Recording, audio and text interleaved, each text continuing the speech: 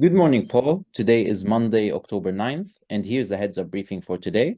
Today's production to our clients consisted of a total of 75 issues.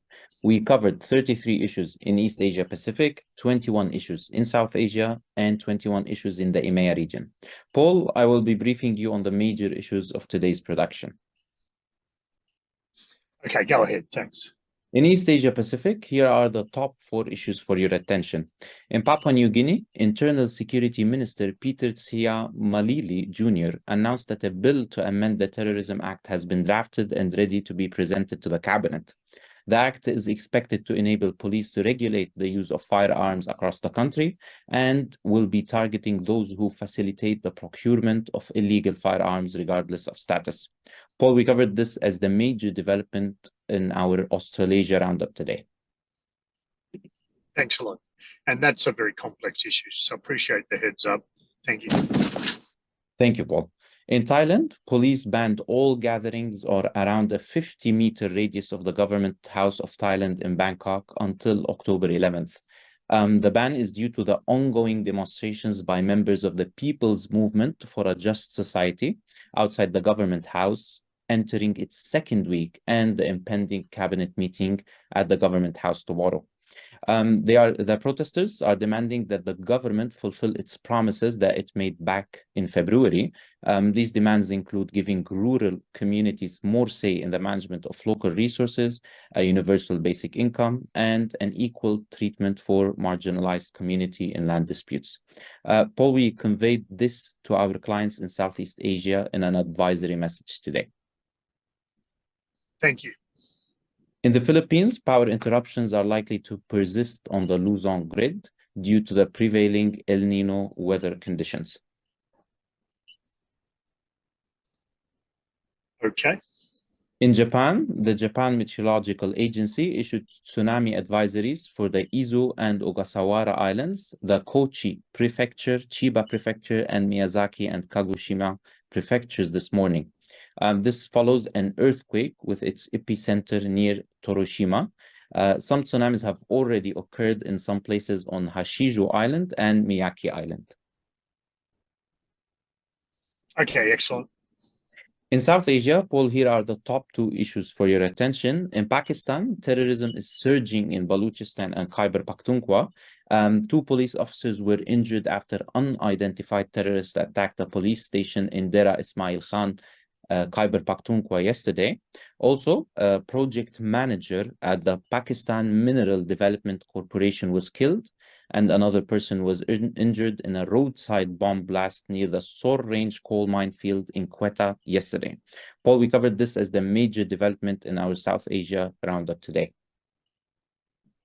Yeah, look, I noticed how many issues there were on Pakistan today, and I am aware of the complexities of the nature of the insecurities in Balochistan and Quetta and that entire region, and the complexities of the resource sector there. Thank you. In Afghanistan, nearly 2,025 people died and 1,240 were injured due to earthquakes that affected Herat province on October 7th. Okay, thank you. In the EMEA region, Paul, I'll brief you on the top 3 issues of our production. In Germany, government coalition parties suffered losses in regional elections in Hessen and Bavaria states yesterday. The far-right Alternative for Germany was the largest winner in both states compared to previous elections. Paul, we conveyed this to our clients in EMEA via an advisory message today as well. Okay, thank you. In Spain, tens of thousands of people marched through Barcelona city yesterday to protest against a potential amnesty deal with the Socialist Party. The protest was organized by the anti-separatist organization Societat Civil Catalana. This organization includes far-right parties like the Vox Party and the People's Party. Paul, we also communicated this to our EMEA clients in an advisory message today as well. And I noticed you said yesterday, but is the outlook it's going to continue? Yes. Okay, thank you. Concerning Israel and Palestine, over 1,100 people have so far been killed and more than 4,000 others injured in the current conflict between the two countries. Around 700 people have died and over 2,000 injured in attacks by the Hamas militants. There is an unconfirmed number of Americans, French, and other Western nationals among those killed. About 400 Palestinians have been killed and around 2,200 others injured in Israeli airstrikes across Gaza. Several airlines have canceled their flights to Israel. These airlines include Korean Air, Hainan Airlines, Brussels Airlines, Lufthansa, Air France, Wizz Air, and Air Canada. Paul, we covered this as the major development in our EMEA roundup today. We also communicated this to our clients with operations in Israel. We will also be issuing an assessment on this later today.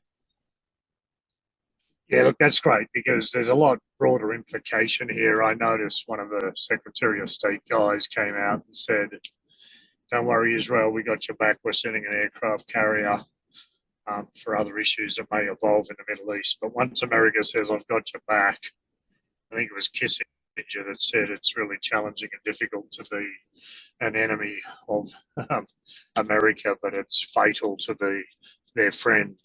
I mean, most recently, prior to this Israel skirmish and America having their back, that's what they said to Ukraine, and upward projections of 400,000 dead or fatally wounded or irrevocably wounded for life, mentally or physically. So it having the back really means we're utilizing you for our advantage and things may not go well for you. So I think we really need to understand that this is a lot greater implications than people with footprint, companies with footprint in Israel. There are all kinds of potential spin-offs from this.